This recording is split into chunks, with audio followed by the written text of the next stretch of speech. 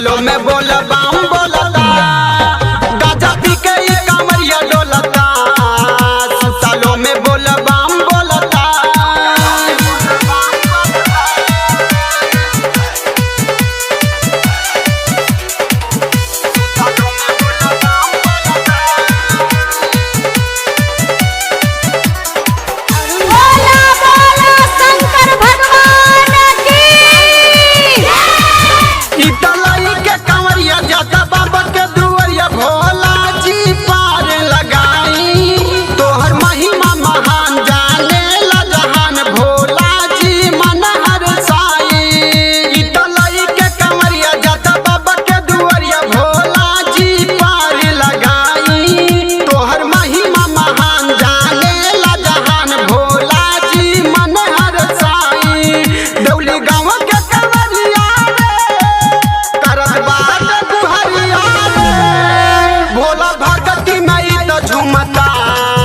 सुतालो में बोल बाम बोलता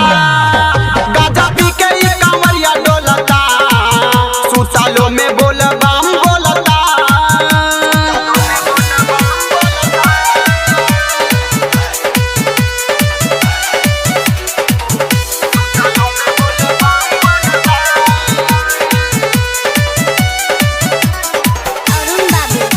प्रेम से बोलो शंकर भगवान की।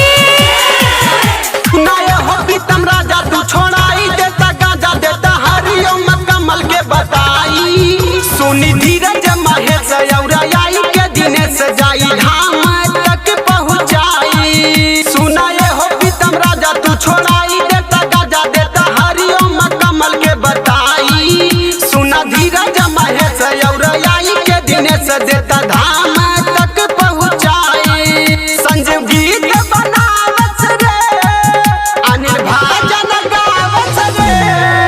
भोला कृपा से गाना बजता